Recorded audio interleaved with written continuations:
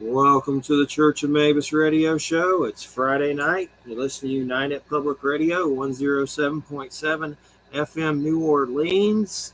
And I got a few things I got to plug for Joe, the network.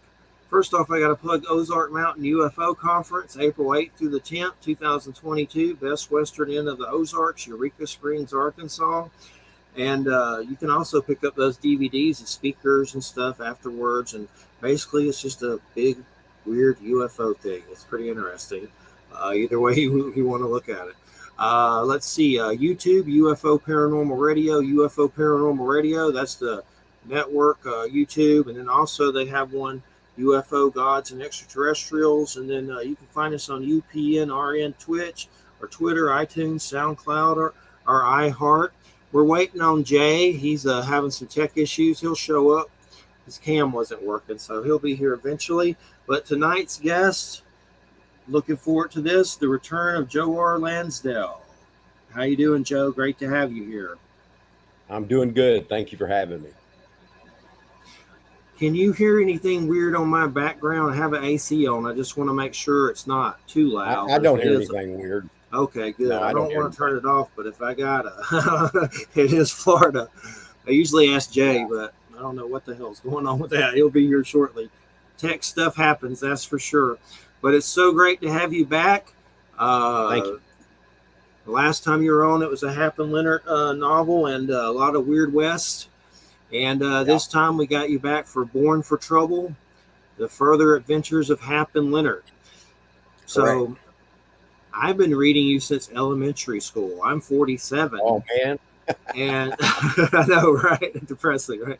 The Magic Wagon. I know you had that Batman kind of fiction book with the Scarecrow or something like that. Yeah. And then the big thing that got me into you more was the Jonah Hex series with Truman and all that. That's when I really was like, got a hankering and looked for more of your stuff. And then I've read a lot of the Hap and Leonard, and I love this newest Hap and Leonard. But I've been reading you for many moons. It's great to have you here. You're the one.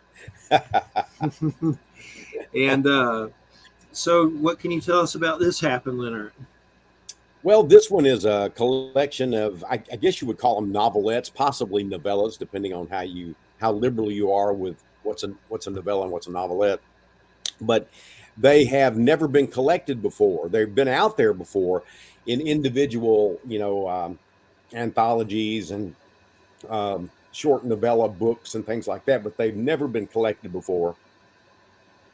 And this is one of them is a really short story, but the rest of them are novellas. But I think that's what makes it unique, is that it, and it covers that whole career that they've had where I've written novelettes and novellas in between other books. So it kind of covers some of their history. And there's a new introduction, and I think it's a really fun book. I'm proud of it. Definitely really good. And it's just the way you have their language. It's just unique, and it stands out among other, compared to other writers. Just the way they I hope so. I like the way they talk. Yeah, I like the way they talk too. I'm from Georgia, so now I'm down in Florida. Mosquito land of death and gloom.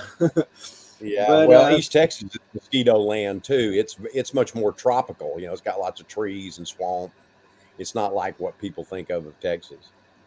Yeah, and I noticed on your site, Orbit Drive-Through. What is that? Is that something that really exists, or is that Orbit fiction land?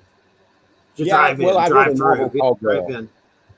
Yeah, I wrote a novel called The Drive-In, and it takes place at the Orbit Drive-In. Okay. And that's where that came from. And it's named after that drive-in in my novel. That was back in the, I guess it was the late 80s, probably about 88 now that I think about it. But anyway, the Orbit was in that. And that's one of my more cultish books. I think it's one of my favorites. It's still in print, along with the two sequels that I wrote over the years. One of them, I think, was like 15, 16 years later, the last one that I wrote. And so that's where that comes from, the Orbit Drive-In. Interesting, definitely. I'll have to look deeper into that. I have a lot of your books, so I'm not sure I have that one. What's the complete drive-in. You just look it up, the complete drive-in, and it's there. Okay. I love drive-ins, that's for sure. There's still some going around here that we may go to at some point up in Alabama, about 40 minutes away. There's one, surprisingly. Is there any in your area still? No, not the immediate area. What they have done, though, is that they've done a few of these portable drive-in things where they'll have a pasture or some place where they'll put it up, just blow it up. That's what it is. It's, you blow it up like an air mattress, and they have a pump to blow it up, and it shows that works as the screen, and so they just showed the film on that. So that's about it, but it's not like a location where you go to. Those don't exist anymore, at least in this area. Are you talking about like they did the weird COVID ones or something? I saw somewhere they're doing them at Walmart. Yeah. They didn't do them here, that's for sure. Yeah, well, they did them. They did them before COVID, but they did them during COVID a few times. Yeah. But it wasn't consistent. It wasn't all the time. When I grew up, drive-ins were everywhere. You go from one little city to the next, or one little town to the next, and they might have 2 or 3 drive-ins. Tyler, Texas, when I was a kid, and when it was 30, 40,000. I think it's about 100,000 now, but it had 3 drive-ins. There's only one of them that still exists, and it shows nothing but porno films. So at the time, it was a more mixed, it was not only movies that were made specifically for drive-ins, that some of which no longer exist because they were just filmed over. They just used the film. It wasn't like now where you've got, digital. And so some of those movies, well, if you didn't see them then, you'll never see them. But then they also showed what Joe Bob Briggs called hardtop films at the drive-ins as well, and they did these dusk to dawn things, and it was a unique time. It was very interesting. I'd probably get out there and think, hey, there's too many mosquitoes. I'm hot. I'd probably be different now than I was when I was a teenager in my early 20s. My wife and I used to go. I guess even in my 30s. My wife and I, we take the kids to drive in because if you had little kids, you couldn't take them to an indoor theater. At least you shouldn't, because if they cried or whatever, you're interrupting or bothering other people.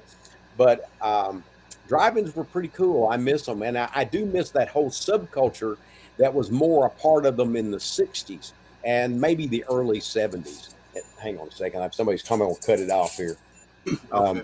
So the 60s and the early 70s, it was a different sort of thing. A lot of people went, and you had families that went originally, and then gradually over time, they became what they call passion pits, where they just brought a lot of teenagers, to go in to maybe watch the movie and maybe not watch the movie. So it kind of morphed a little bit over time, but yeah, they were cool. I miss them. For sure. Joe Bob Briggs. I didn't know they showed those at drive-ins. Cool. I know I've seen that on Shudder. They brought him back on there. I've seen some of them. Yeah, well, all those movies that Joe Bob Briggs reviewed were drive-in movies. They weren't video movies. They were drive-in movies. And then as drive-ins begin to fade and videos begin to take their place, really, videos really took the place of drive-ins. Because now, instead of having to go out if you want to go do something and you want to take your kids and you didn't want to bother other people when they were showing movies that you missed at the indoor theaters because your kids were young, they would run them out there and you would go, okay, I'll go. And then what happened when videos came along, you thought, well, I don't even have to go. I can just sit here in my underwear and watch it on television with the VHS. And so VHS were probably one of the, not the only, but one of the contributors to the decline of the drive-in. Yeah, that's definitely misfortune. There's a few around here, but they're rare. They definitely have vanished, like extinct. I was surprised to see that there were still a few around, but so they're like dinosaurs now for sure. No doubt about it. And Joe Bob Briggs and those kind of personalities always interest me a lot. That host those kind of movies. We have that. I always have trouble saying Spenguli, like his name when you see it doesn't. He's in this area. He comes on one of the channels here. That's the only one here that I know of. Yeah, and of course Elvira. And there's a bunch of different ones I know. There's even some on YouTube that have their own channels, and I guess that's where they do most of their work and stuff. But I always love that stuff. That's when I was a kid, there was Evelyn out of Shreveport, and she was on Friday nights. And they would show old Universal films or Roger Corman films or all kinds of films. It was every Friday night, and Evelyn would come on, and introduced the movie. And then gradually, for whatever reason, the station decided they didn't want to do that. So she had a little period where she would come on and read a poem, and that was it. And then the next thing you know, she's not on at all, but she was called Evelyn. And I remember her. And then in the 70s, I think it was maybe the early 80s, they had Count Bubba, which was on out of Lufkin for a while. And the guy that played Count Bubba was actually a martial arts student of mine. Cool. Yeah. Is that Bubba Hotep? Is that any reference to the name? Was that something that may have brought up the name? Well, if you're from the South, Bubba is just a name kind of for brother. Bubba kind of had to do with, sometimes little kids couldn't say brother because they say Bubba. And so that just kind of became, everybody in the South, understood that term. And some people just, for whatever reason, acquired the nickname Bubba, or were actually named Bubba. And when I wrote Bubba Hotep, I just thought it would be funny if I'm going to put this in the South and in East Texas to make our hero, Elvis, but to make our villain Hotep. Also, since he's in East Texas, we'll call him Bubba Hotep. And so I had the title laying around long before I ever wrote the story. And one day I thought, I've got the story for the title now. So I wrote it. And then, of course, Don Coscarelli, that's epic that he did it, the movie, from Phantasm and all that. I watched all those recently again, those Phantasms. They're haunting. They're weird, man. They're good. They are weird. Yeah. The first one's still my favorite because it was so strange and it was so out of the box. And I saw it, at a drive-in. And then I saw it on video after that. And then, of course, I got to know Don and I saw it at different, sort of like where they would show a number of his movies, including Bubba Hotep, and they would show, his early films as well. So kind of a Don Coscarelli perspective or retrospective. I'm not sure which. Yeah, I got his biography. I need to read it. It's definitely on my list of books. It's good. It's good. The best part is I'm in there. Nice. That's always a plus for sure. And I know the show. I love the show, and I know they canceled it, which is what they do lately with so many good things. One of the things, it was their most popular show. It was their highest rated, most popular show, and they canned it anyway. They did that. They did that with Hannibal. That show was amazing, and it had the best reviews ever. But I guess people didn't watch it after 3 seasons, and they kill it. It's crazy. Well, Sundance was a small channel, and so they may have weighed the expense against the popularity, for one thing. Yeah. But I think also they had new people who came in and took over, and that's just the standard way these things are done. Is that when somebody new comes in, they throw everything out before them, especially if it's popular. A lot of times because they didn't do it, they're not getting credit for it, and so that kind of killed it. But I wasn't surprised. I was surprised that we had 3 seasons just because I think it was such an unusual show. And, people loved it that saw it. And it's certainly popular. But I think maybe Sundance didn't quite get it, which strikes me as odd. Because I did hear that the guy that took over after the 3rd season, the word was he didn't get the show. I thought, what's to get? It's pretty obvious, But and then it moved to Netflix, so you can still see the first 3 seasons on Netflix. Yeah, and that's a similar thing they did with Hannibal. It's like good shows, and they just slice them. You almost don't even want to watch shows on certain networks. They did it with Longmire. They're going to kill it. Longmire was on A&E. It was their most popular show, so they canceled it. And then they added a couple of seasons on Netflix, and then it was canceled there as well, and was still very popular.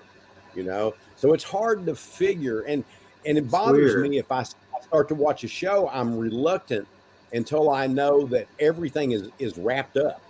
Even if they don't know whether they're going to have a next season, if they wrap it up enough and they don't have enough season, then I don't feel cheated, But I hate it when I get into a show and I watch it and I get to the end, they leave me on a cliffhanger. But what the hell? I hate that. They ought to at least have a wrap-up show or two, something. That's like the thing that happened at HBO with Deadwood. and Rome and Carnival, something weird happened, like a murder, and like the exec wiped off all the R-rated programming. Some weird thing, like Deadwood was doing amazing. The guy was Ian McShane was winning like Golden Globes and stuff, and they canceled. He won some kind of award that was big, but they canceled that. And then years later, they're trying to, everybody's pissed off, and they do the 2-hour movie or whatever, which it was still good. Well, they did a movie. I think they did do a movie. They did. I liked the first 2 seasons. I thought the third season was the second season redone. Yeah, I thought it had begun to wane myself. Yeah, it's just weird when they scrap stuff. I'm watching Resident Alien now, and I really love it. I have the comics and stuff. It's funny, with that Alan Tudyk on Sci-Fi. It's really good. If you haven't seen it, it's funny. But you almost start watching stuff, and you're like, why am I doing this? Probably just kind of like pull the plug on it. Yeah. Yeah. We watched something that was completed, was Lupin, and it was 2 seasons, and it's a really good show. It's on Netflix, and it's Lupin, Lupin. And it's based on a character that was back in the early 1900s and was sort of the reverse of Sherlock Holmes. He was a thief, a gentleman thief, Arsène Lupin. And there was also another thief that was done out of England called Raffles, but this one was out of France. And he even has in the books, in one of the stories, he even meets a version of Sherlock Holmes called what is it? They call him Herlock Sholmes. And so it's just kind of a parody of that too. But that show's really good. It's very, very smart, and it somehow plays with that old series and comes across as new as well. You don't have to have read the old series. I happen to have read a number of the stories. I haven't read them all, but I recognize some of the things they were doing. Cool. I found a picture of that show and saved it. I know when I talked to you last, I found out about lots of new stuff I'd never heard of. Six Gun, you told me about that comic. I got all those, the hardback things of them. So it's good to learn stuff. I saved a picture of that show so I can look it up and check it out. It's really good. It builds and just gets better and better, and it's very, very clever. Very clever.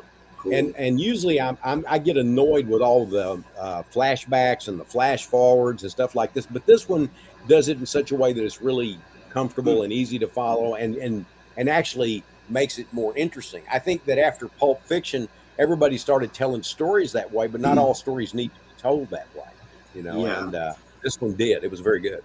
We're watching one called Severance. I think it's on Apple or something, but it's got John Turturro, Christopher Walken. It's by Ben Stiller. It's really good, but it's weird. What a good cast, some weird splicing going on. I'm still trying to figure out what the hell's happened, but I'm like, there's Christopher Walken. That's cool. So I'm going to keep going. John Turturro, let's keep going. Really. So it's good. I'm into historicals lately. I've been, I used to read a ton of historicals, and I still read some, but I've been watching things like The Last Kingdom, Valhalla. That's good. Vikings. I saw both of them. I've seen them all. Both of those. Those are good. Yeah, I didn't love this. I liked the first season of Vikings real well. After that, I kind of lost interest. But by the time the one Valhalla, I think it was just 1 season or 2. I don't remember. I think 2. And I liked it. And then, but the one I really like is The Last Kingdom, which is based on a lot of, King Alfred and all that bunch. And it's fun. It's really good. Bernard Cornwell. I'm caught up on that. I know a new season's about to come out. Valhalla had 8 episodes so far, just 1 season. Okay, 8. But it was good. The original Vikings got kind of drawn out, but Ragnar was the feat of that, the best part of it. And kind of when he croaked, it was still okay to watch, but it's like Ragnar's gone. The problem I had with that actor was good, I guess, but I never could tell if he was smiling, angry, or farting, or what. He always had that same look, kind of. He does that. And so I never could feel what the hell was going on with that, So I thought, I don't know. Our daughter did some promotion for that film at the Comic Con, and she was dressed as the Viking, one of the Shield maidens, because she looks like the lady that was the main lady in Vikings that played his wife, Ragnar's wife, and she looked somewhat like that. So they had her all dressed up, and she did that for I think a weekend or something. For sure, and there's another weird one on HBO Max that we've been watching, Raised by Wolves. It's a sci-fi, and that Travis Fimmels. I watched some of that. I don't know why I quit watching it. I didn't hate it. It's actually pretty good. You should. I didn't feel the love. I didn't feel the love. Yeah, you might want to pick up on it. It's weird. It's definitely weird. Yeah, I haven't given it up. It's on my list still to go back to. Good. Well, we got Mr. J. McNicholas, Tech Issue Man here. He's back. Yes. Mercury retrograde. Is that happening? No, it's not. I don't think it is. It's a good scapegoat. Yeah, it's not happening currently, but things happen. We know it. So, would you want to ask Joe a question out of your deck of cards there? Yeah, I definitely. So I just came back from Walmart and I left it upstairs. I just bought the whole season of the original Batman 1966 TV series, and with the new movie just coming out, and you haven't done some stuff. I didn't realize this till I looked up your bio that you did the animated series, which I love. Yep. Kevin Conroy did the voice for Batman, and Mark Hamill. My favorite Batman. Huh? It's my favorite. You said your favorite? Yeah, me too. I have to agree. I love that. But with the new Batman coming out, what's your take on the Batman films? So I always get these stupid questions. People are like, "Oh, who's the best Joker?" Hands down, Cesar Romero. Who's the best Joker voice? Hands down, Mark Hamill. But you got four guys now playing Batman, and I kind of liked the most recent one on the Justice Society, played by Ben Affleck. Everyone was like worried he was going to screw it up, but so the first series is The Dark Knight with his name escapes me, but the first three is the Dark Knight series, but he doesn't let anyone die. Christian Bale. And in the first few books, he kills like 7 people over the course of his original Dark Knight times, and then they have the new ones with Christian Bale, and he lets people die. So who do you like better of the live action Batman? Well, like I said, my favorite's the animated version. I think that captures everything about Batman better than anything, and I'm serious about that. I always found the old Batman series with Cesar Romero as the Joker and all that a little too silly for me. Yeah. But when I was a kid, though, I was such a Batman fan. I was disappointed when it came on because I wanted a serious Batman. I was already imagining the Batman they made later before it happened. But what's strange is when I thought about it, I went and looked back at my comics I was reading. I thought, damn, this is literal. It didn't seem silly to me in the comics, but what they're doing is literally putting those comics of the 50s and 60s, early, middle 60s and all that. The later comics started following the show and became even sillier, But for me, I like that show for what it is, but I never loved that show.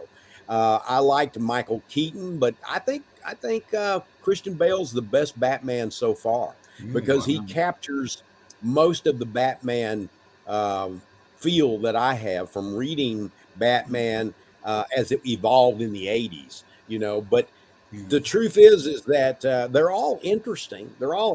I think I'm like you. My favorite Batman is Ben Affleck, but he was in the worst Batman movies. So you never really got to see him be Batman in the way I wanted to, because he was terrific. I think he was highly underrated. I would love to have seen him in somebody else writing something else for him that was more like, the previous Batman movies. I think that he was underused and poorly used. And I would love, and he never really got to just be a Batman movie. And I think that's a real shame because he was perfect. He looked right, and I think everything about him was just perfect for him. I thought he was pretty good too. And the problem with it is at his age, he's a little younger than me, but they were pushing him towards the end of his career, almost to the point of like the Batman Beyond cartoon series, where Batman is elderly and he's got that big Great Dane dog, and then the kid steals his costume and becomes the new Batman, which is also a really good series. I love that series. At one point, I was approached to write for it, and I couldn't because I was working on something else. Same way with Justice League Unlimited. I was asked to see if I wanted to do those. I maybe present something or whatever, and I had to pass both times because I didn't even have time to entertain it. Even if they'd come to me and said, "You're in right now," like they did the first one, I still couldn't have done it. I think I was working on a novel and a screenplay and comics, and I was really up to my neck and stuff. But I love all that stuff. Yeah, it doesn't seem you take a rest because I was looking. I was going to try to write down your bibliography on this page so I'd have something to look at. And then I called it up on the Wikipedia, and you have an entire page of just your novels and short stories and comic. So it's huge. So you must not ever take a break. But if you had your choice to write anything, whether Star Trek, Star Wars, comic, cartoon, whatever, if you could write any huge major franchise, what would you pick? I think I've already done it. I did Batman for the animated series, I mean, something else came along, it'd be interesting. I'd probably want to do more Batman, but I really prefer doing my stuff. I've doing other people's stuff is fun, but to me, I don't want to make a career of it. There are friends of mine that have, and they're perfectly happy doing that. But I'm sort of, my own guy. I do what I want to do. I've done Tarzan. I've done John Carter of Mars. I did a short story, John Carter of Mars. I did there was a Burroughs novel that he died before he finished, and it laid around for 50 years, and they came to me, and I got to finish it, and I got to revise it and finish it, and then I wrote a Tarzan novella, and it may well be that I may write 3 more to become a book. I've been approached about that, but again, time is my enemy. And I did a John Carter of Mars short story. I think probably if I were going to do something else, if I could get paid for my time, I think Burroughs would be the thing I would most be interested in doing outside. And after that, probably Batman, maybe go back to Jonah Hex. But I feel like I had a really Jonah Hex. Yeah, I don't know that I did the Lone Ranger. I did Conan. I've done more Weird West. More Weird West. I'm putting a request in for more Weird West. I just had a Weird West come out. I had a chapbook called The Hungry Snow come out, and it sold out. What is it called? What is it called again? The Hungry Snow. Good luck finding it. My luck. I'll look. But they will be collected in a short story collection coming out. Cool. Or it will be collected with other stories. Yeah. Yeah, there's a lot of good stuff out there that I mean, I'm not a writer, but I went to school for videography, so I know how to write scripts and screenplays. And just for poop and giggles, I started writing a live action treatise for the Thundercats, which when I had the camera problems, you saw the symbol on my camera there. And I'm probably about 45 minutes into it for a 2-hour movie. So, but I haven't touched it in years. But I like the whole idea of backstory. So when you do something for your own purposes, like your Hap and Leonard, how much backstory did you write before you started the novels, or is backstory you did after, or not at all? I don't outline at all. I just start writing them, and I get up every morning and I write for 3. I only work about 3 hours a day, and that's been my method for 25, 30 years. And I get up, write about 3 hours a day. I have no idea what's going to happen next. I go to sleep. I get up in the morning, and my subconscious has worked it out. I go in and write, and then I know when I'm done. I try to write no less than 3 to 5 pages a day, but I generally get that without too much effort. And I'll sometimes get 10, 15 pages a day. Sometimes, I'll have if I have enough great days throughout, it speeds up the process. And I do one draft that I revise as I go. And then once I get that finished, I do a polish, which is not a complete draft, because I found I don't get better by doing multiple drafts. I get worse. And I get diminishing returns if I work past 3 hours, because I start out hot. I think George Martin and I were talking about this once. He kind of builds into, I don't think he likes to write. I don't think I think he has to really gear into doing it. Saying he doesn't like it's for the wrong term, but I think he finds having written maybe more interesting than writing. I know a number of writers like that, but I actually enjoy writing and having written. I love the whole thing. I started out when I was 4 trying to write comic books and draw them. I wasn't thinking of a career. I was just trying to write stories. I just wanted to tell stories, and I never quit. And so by the time I was 21, I was selling nonfiction. And by the time I was in my late 20s or probably more like my middle 20s, I was selling fiction. And then by the time I was 29, I was full time, and have been ever since. My wife worked another job until 88, and then she went to work for me until she retired a few years ago. And now I've got things set up. I've got accountants. My daughter works for me some. I've got other things going on as far as the business goes. I've got agents. I've got not only literary agents, but film agents. And that kind of thing. So it's a different deal than what I was doing then. But I always feel great that I sold when I was 21, and I worked other jobs until 29, and I went full time, and I've been there ever since. And I'm 70 years old now. And you're also the resident writer at Stephen F. Austin University. What exactly does that mean? Are you a teacher, or are you? Well, I'm writer. Yeah, I'm writer in residence, and that meant I used to teach there a lot. Right now, though, I haven't taught in quite a few years, but I taught for 8 or 9 years, and I would come in and do one class per semester. And I was doing spring, fall semester. Sometimes I would do summer. Sometimes when I had to go to Italy or Germany or travel for other things, they would give me that time off, because since I taught once a week, if I was gone 2 weeks, I didn't miss but 2 classes, and those were taught by somebody else. I would say, this is what we're doing.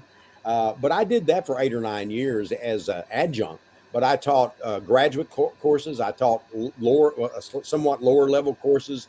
I liked it, I didn't mind doing it, but I just felt like I didn't want to keep dividing myself.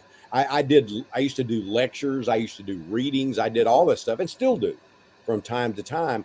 And I still teach martial arts. Yeah, I was going to get into that too. That's something I'm into. Yeah. I always felt like, when you're going to ask somebody to do something, you always ask a busy person. They're the people that know how to get things done, not the person that's got all the time on their hands. There's a reason they've got all that time on their hands. They're not doing anything. Right. Yeah. So I got a funny story for you. Then I got a question after that. But so I went to high school in Montgomery County, Maryland, and I'm a math retard. I have extreme dyslexia. So I misplace letters. I misplace words. I misplace concepts and ideas, and I jumble up numbers and figures. So I go to algebra. Well, they did it in 2 parts. So algebra 1 part 1, algebra 1 part 2, and algebra 2 part 1 part 2 in our high school. And I get this teacher, and she gives me the book that's the teacher's book. So in the back, I have all the answers to all the work. And I'm like, I wonder if this is a mistake. And I come to find out she went to John Carroll University to learn her math teaching degree, and she was taught math by my father. So it was really and I'm like, wow, okay, so that's where the favor comes from. So I was looking you up. I saw that your daughter went to Stephen F. Austin University too. So did she come into your class as well? No, she only went a little bit. I think she and I are the dropouts. Okay. My wife and my son, they're the ones that have degrees. My wife has a degree in criminology, sociology, and my son has a degree in journalism and philosophy. He's also a writer. He's had 2 movies made. He's written a lot of comics, a whole lot. And he's written a short story, and he and I did a novel together. My daughter and I have done stories. She's a professional singer, but during COVID, she became the head of PR for Kakion Books. And so, she's got a lot of stuff. She did some modeling. She did commercials on TV. She was in Westworld as the body double for Evan Rachel Wood. Okay. Sometimes you think you're seeing her, you're seeing Casey. But, it kind of runs in our family, I guess, that we're all, doing this kind of thing. But so in that way we're connected, but maybe, I used to teach my son and daughter martial arts when they were young. I did do that. That's cool. Yeah, that's something I'm into too. So what martial arts is it that you teach? And I'm sure I'm going to botch the word. You're in several martial arts Hall of Fames, and you have the title, which loosely translates to roughly badly translates to Grand Master. It's a Japanese word, and I know I'm not going to say it right. Well, there's Soki, in Japan, Japanese, but our art, I founded an art called Shinchuan back in 1996, which is in the United States Martial Arts Hall of Fame, and I'm in there for Shinchuan. But so it's a valid art. I always kept it small. I wasn't trying to make the McDonald's of martial arts. I was doing a small group. I have black belts that I've taught. Some of them were teaching, but that's the art I do is Shinchuan. Before that, I studied things like Kempo, Hapkido, Thai boxing, kickboxing. I did pure boxing, wrestling, jiu-jitsu, Aiki jiu-jitsu, Aikido. I mean, Thai boxing. My body's roughed up. Yeah, yeah, they're not easy on the body. I've got essentially the green belt in Taekwondo, and I taught myself how to. I have that too. Yeah, I have a second degree in Taekwondo. That's one of my favorites, and I taught myself how to use the nunchaku, and I taught that at the school I was at back when I was 17. So it's something that near and dear that I'd love to get back into, but right now I don't have the time. I'm working full time, so when I'm off, I'm recovering from work. Well, at 70, I was being thrown and all that sort of stuff up until just recent. And I decided, well, if I'm going to keep doing this, I'm just going to have to become the teacher. And so I used to also, be the uki. I would be the guy that gets thrown. We'd take turns and I'd let my students throw me. I don't now. And I figured that I've got maybe 5 more years. I figure I can do this till I'm 75. My students think I can do it till I die at 90, but I think they're being optimistic because I go in and I work with them and I'm still able to do it. But there'll come a day when, I won't be. Yeah. And I can still keep writing. As long as my brain works, I can keep writing. Yeah. Oh, yeah, absolutely. But with the martial arts, it takes a toll on you. And the teacher that I started with, it was a McDonald's of martial arts schools. It was a Junri karate school or Taekwondo school here in Maryland. I know the Junri stuff. Yeah. Yeah, and eventually the school went to the American Karate Center, but I got to actually meet Junri. And the fascinating thing about this man, he was probably in his 90s when I met him. Really tiny guy, and he holds the world record for standing jump kick. And when you do a standing jump kick, they measure from your lowest part of your body, which is your knee, 6 feet tall. And then they did it for running, jumping sidekick, and he was like 13 feet. So he can jump clear over the horse and the rider on the horse and clear into the guy next to him. So amazing gentleman. I've seen a number of just amazing people. I was pretty good at Taekwondo, but I didn't like Taekwondo as much. I tended to like more combat, and I tended to like more, we were doing mixed martial arts before that existed. There was no mixed martial arts. And nobody was paying you any money for it, for damn sure, But we just started doing that. We'd have a thing. Okay, as long as you don't put his eye out, go.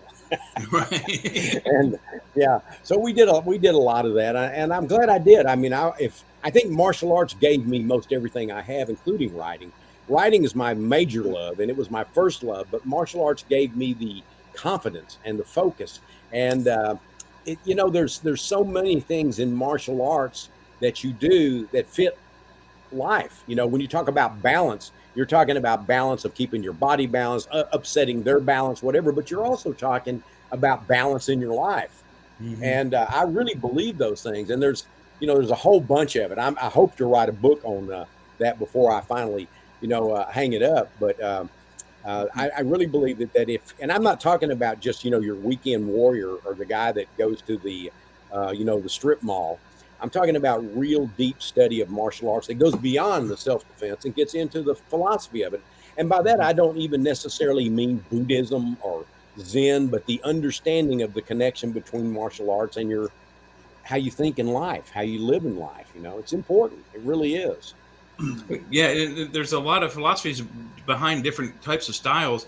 You mentioned Aikido, which is one that I'd like to learn, and I'd like to learn Wing Chun, but Aikido, just the moves in that it's not like capoeira where it's an actual dance, but I call it the push me pull you martial art. So if a guy's trying to push you, you pull him and use his weight and momentum against him. If he's pulling you, you push. So I would love to learn that because it's just the way. That's also true like jiu-jitsu, a lot of other arts. Yeah, I'm sorry, a lot of them are push pull art. I said that's also true of jiu-jitsu and a lot of other. Aikido, I don't think is very practical for self-defense, but it is an extraordinarily interesting and balletic form. But it's overly cooperative if you're looking for self-defense. But if you're looking for something else, if you have another art mixed with it, because I was able to take a lot of concepts from Aikido and develop, a better martial art for understanding how balance works. But we do much smaller circles and smaller moves because you may not have that kind of space. That's another thing. And we don't have people just doing a big committed attack. You have somebody trying to snap punches at you. You better be able to, parry punches or get inside and know a little bit about boxing. Boxing is a martial art. It's an underrated martial art. Mm-hmm. And so I love it all. I don't want to get too much on that because I talk too much about it. Yeah, I hear you. I totally agree. It's one of my favorite things of all time. So I'm going to throw it back to Jeff and let him have a few questions in here. Hey, I was just on here looking through some comics on eBay because I was looking for those some of the ones that you've done, but I didn't realize you did a Conan comic with Tim Truman. I need to get into that at some point. That's pretty awesome. That's neat. Yeah, his artwork I also with your did writing Pigeons from Hell. Pigeons from Hell, also based on Robert E. Howard's story. And what I did was a sequel to it. A lot of people thought I was doing an adaptation, but I was really doing a sequel that had similar beats. Because I felt like it would repeat itself to some extent if you went to that house. And so that was fun, too. And then Dead in the West. And I did X-Files. My son and I did 2 X-Files comics. Okay, cool. Was Dead in the West by Truman, too? He did the art on those, too, didn't he? Dead in the West? No, he didn't do Dead in the West. Jack Jackson did the Dead in the West. He was an underground artist who did a lot of... underground comics. They were not mainstream comics, but he started doing other kinds of things. He did historical comics and stuff of that nature, and he ended up being the artist on Dead in the West. Cool. Now Truman did like Jonah Hex, and we did The Lone Ranger, and a number of other things. And he also adapted some of my things that I didn't write. He adapted my story On the Far Side of the Cadillac Desert with Dead Folks, and so we have a strong connection just as friends, but also, as co-workers. Cool. Is he still doing comics now? I haven't seen anything in a while. Maybe I'm just missing it. No, he's doing stuff. He also does stuff with gangs and different stuff of that nature. He also wrote a large number of Conan comics. He wrote a lot of the Dark Horse run on Conan. Cool. I'll have to dig deeper for sure. No doubt about it.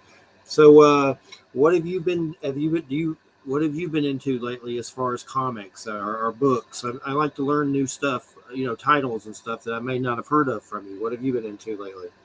Well, I read comics, but I tend to be very selective in comics. And the last thing I tried was the Batman's Grave, which was a little too clever for me. It was beautiful. Gil Kane, I'm not Gil Kane, but I'm reading a Gil Kane Atom thing called the Sword of the Atom, I think, or the Atom Sword. I forget which it is, but it's very much like an Edgar Rice Burroughs adventure.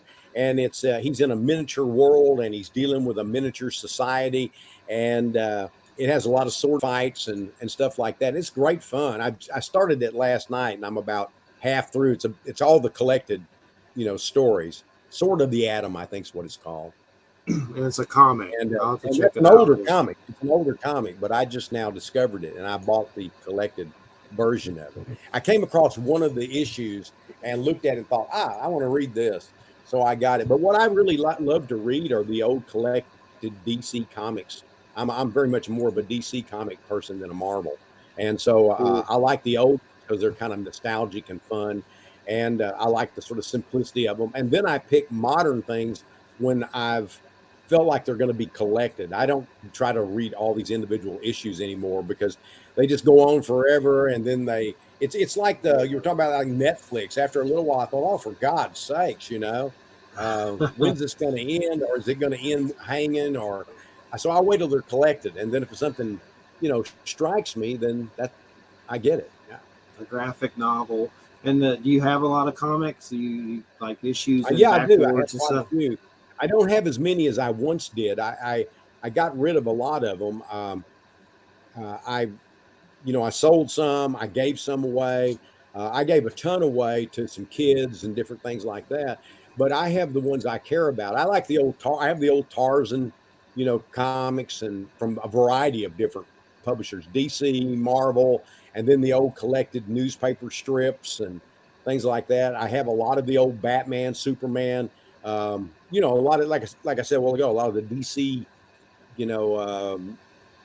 comics collected together, several volumes of Batman or the Flash or what have you that I like. And I have a few of the Marvel. It's not that I'm anti-Marvel, but I just don't collect them the same. When I was a kid, I read all those Marvel comics when they first came out.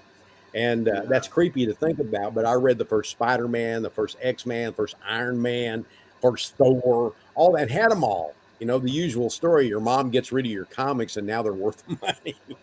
Yeah, that's what happens for sure. As far as reading, I'm actually reading a book called Blood and Treasure. It's about it's a nonfiction book on Daniel Boone and about about the settling of the frontier and the Native Americans, how they were affected. Well, it's fantastic. It's really, Treasure. Really good. I'll look that up and check it out for sure. Yeah, and before that, I read reread a book by Elmore Leonard called City Primeval, High Noon in Detroit City, which is, I've read it a couple of times. I like it. And what was before that? I've got several things on my nightstand, to read. I read a Robert Parker novel that was really not Robert Parker anymore. It was Robert Parker's Spencer, written by Ace Atkins. I read a volume of old Victorian horror and ghost stories, and I mean, I'm all over the place. I don't have a feeling that I've got to read one particular thing. I get bored if I'm reading all the same things, and I never understood how somebody can just read one thing, and because I can find the patterns in them pretty quick. But if I veer away from it and then I come back, it's fun again. And I read a lot of just straight mainstream or literary stuff, and I've written for literary magazines. I've written for pulp style things. Whatever hits me in that mood, because it's all the same. You can either tell a story or you can't. And you tell stories in different ways and in different manners. And, when I was growing up, science fiction and fantasy and horror, that was my stuff. And I still love it, but I don't read nearly as much of it as I once did. My favorite science fiction writer was Philip Jose Farmer. I love Farmer, dearly. And, I read all kinds of mystery, Raymond Chandler, Dashiell Hammett, the usual suspects, James Cain, all that bunch. I could go on. I could give you a list forever in science fiction. Henry Kuttner, Cyril Kornbluth, people that a lot of writers that people don't know about now that were major writers in their time and influenced and changed the field and still hold up. Robert Silverberg, who he and I email each other a little bit. Yeah. He's in his 80s now, but he wrote. Nobody really knows how many books he wrote and stories. I don't think he knows, but he wrote some great stuff. He transformed science fiction in the late 60s, early 70s, somewhere in there. He, along with Harlan Ellison and Philip K. Dick and some of those writers, changed the field. They made it an adult field. Before that, it was really designed for juveniles, for the most part, anyway. Mm-hmm. And if it wasn't designed for juveniles, they didn't call it science fiction. On the Beach, with Neville Shute wrote, which is about an after the bomb situation, is really, not considered science fiction. It wasn't when it was written. Now it is, because science fiction has broadened its scope and its understanding, and people realize now because something's good doesn't mean that it has to be not science fiction, not genre, that it can be both. And those are the kind of things that I really enjoy, and I love reading a lot of the Sherlock Holmes. I read one called Sherlock Holmes and Dracula, where Dracula hires Sherlock Holmes. Well, I love that. It was great fun. Check that out. That sounds good. I've got a big mixture of stuff. Yeah. You ever get into any weird UFO stuff? We do real serious shows on that subject. Do you ever read? Well, I wrote a book that's coming out that's dealing with a flying saucer cult. It's called the Donut Legion, and it comes out in March. Okay, I'll write that down. Not this March, but a year from now. The Donut Legion. And I read a book on. I'm a non-believer, by the way. I believe that there are probably life out there, but I've never seen anything make me think aliens visit this. I generally find it not very convincing. Like ghosts, I don't believe in ghosts. A lot of it could be government stuff. It's just hard to tell. The drones and all kinds. Well, who knows? But but I read a book on these cults about flying saucer cults and religions. You've had several of those things. I mean, and a lot of things that Scientology has a lot of science fictional elements in it, including aliens and things Heaven's of that Gate, nature. That was a trip out for sure. Well, the Mormons. I mean, a lot of that stuff, and that's interesting to me because I think all religions are a cult in one form or another. Some are more cultish than others. Some are more, or maybe worse than others. But to me, all religion is a cult. And I often use this quote all the time that religion is an invention of man to control the minds and hearts and actions of other men. And you tell that to the wrong person, they're like, "Oh no, God, religion is invented by God." Right. Religion's about power. The conversation. Religion's about power and money, and it can have positive effects and it can have negative effects. But in general, I believe we'd be better off without it. I don't have any trouble not believing. I don't understand. People say, well, how can you believe there was nothing? And I said, well, how can I believe there was a supernatural God? I'm much more interested in the Big Bang. Do I understand it all? No, but nobody does. But nobody understands the idea that there's been a continuous, universal, supernatural character called God, whichever religion or God. There's very little room for argumentation or discussion. They're especially hardcore religious people they're quick to believe in a fictional, non-existent being, but when you try to talk to them about aliens, then you're a non-believer. But mathematically speaking, it's impossible that this is the only planet in this galaxy. Well, there's a difference in saying what I said actually was that I believe that there is probably life out there. Yeah, but they haven't visited here. Nothing has convinced me that they visited us. Right. That's a different subject. And even if there's life out there, they may not be anything like us, and it may not even be anything more than bacteria. On the other hand, it might be totally something different. There may be versions of us out there. If you get into quantum physics, you're talking about all these pocket universes and multiple universes. But again, quantum physics is theory. People always act like that. Oh, it's quantum physics. It's theory. It's nothing more. Doesn't mean it's wrong, but it doesn't mean it's right. And my belief is that I don't believe that we're seeing flying saucers and aliens are riding around in them. I think there are things that we don't understand, but that doesn't, when people see something in the sky and call it a UFO, that's correct. But as soon as you go the next thing and say it's aliens, you don't know that, and people, I had one land in my front yard. Well, until he lands in my front yard, or you've got, video of him and it doesn't look like a guy wearing aluminum foil, then I'm not interested. I just find it, I used to be fascinated with it. Same thing like Bigfoot. There is no Bigfoot. I went on Bigfoot, expeditions with people. And it's just, when you get really down to it, you realize that nothing of that nature, of that size, that can have a continuous population could exist. And if it does, I'll be the first one to go, damn, that's cool. But they've been trying to find them for years and years, and nobody ever finds one. Well, I was going to bring that up next anyway, because I noticed also looking into you that your daughter had one of her songs featured on the show Finding Bigfoot. I've seen one like up close. I mean, like within 10 feet. And I don't doubt you think you have, but I'm going to have more than that. It's not a matter of not believing you. One of the things I had one time was when my wife and I were first married. And this was probably 74. We got married in 73, probably 74. We raised goats. We had a goat dairy. And you had to get up damn early in the morning and go out and milk those goats. So we got up early one morning and we went out, and just starting to be light, and a giant silver triangle flew right over us. And I was in awe. I couldn't believe it. And then the light shifted and it was a bunch of insects. But had I not... But had that moved on just a little quicker, I would be telling you right now, I saw a flying saucer. Nobody can tell me different. And I went on Bigfoot expeditions, and people would say, well, yeah, you hear that? That's a Bigfoot. It's a possum. I grew up in the woods. It's a possum. I can hear it. I know its sound. I know what it is.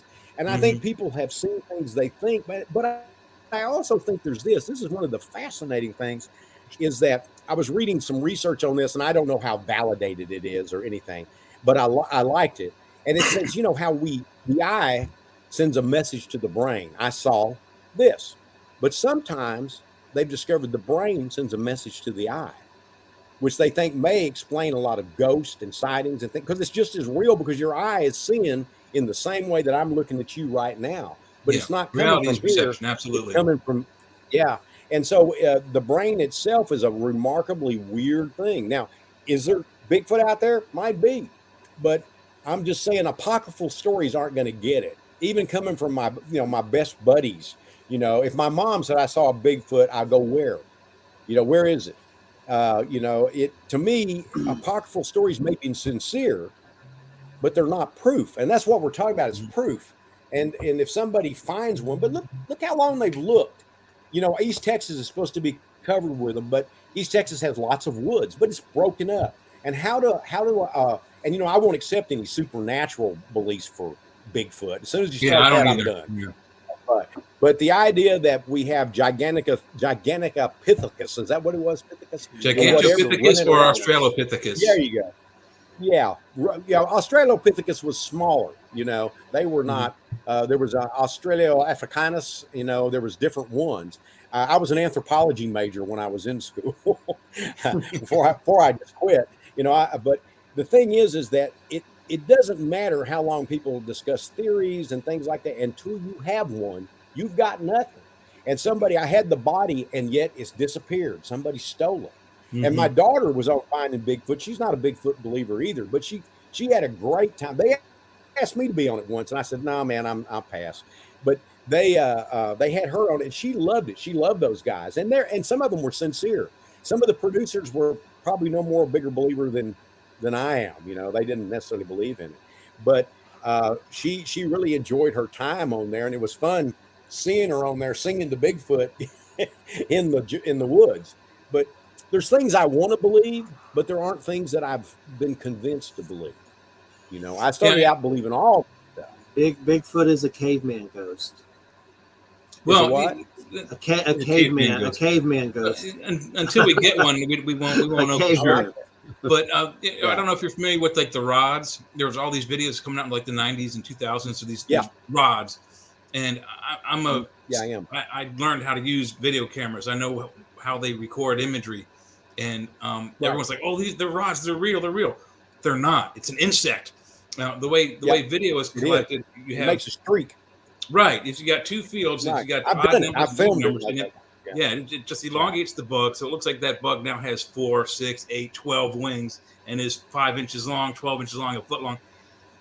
But people still believe it. They say this is hardcore evidence, and it's not. So I want to believe all that stuff. I want to believe in Bigfoot. I want to believe in flying saucers. I mean, I'm not one of those guys that just doesn't want to believe. I want to believe, but I can't find any evidence that's convincing to me.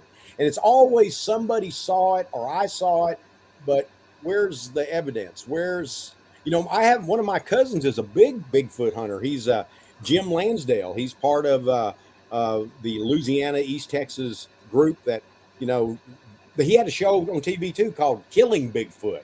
I remember and people would say, "Oh my God, he's going to kill Bigfoot. That's terrible." And I thought, no, he's not going to kill Bigfoot because there isn't one.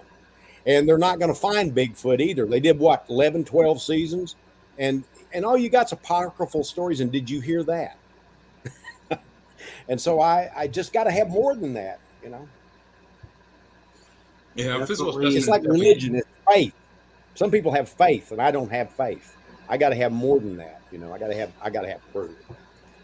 One thing I'm kind of curious, and we can talk more about books and stuff, is just what's going on right now in the world.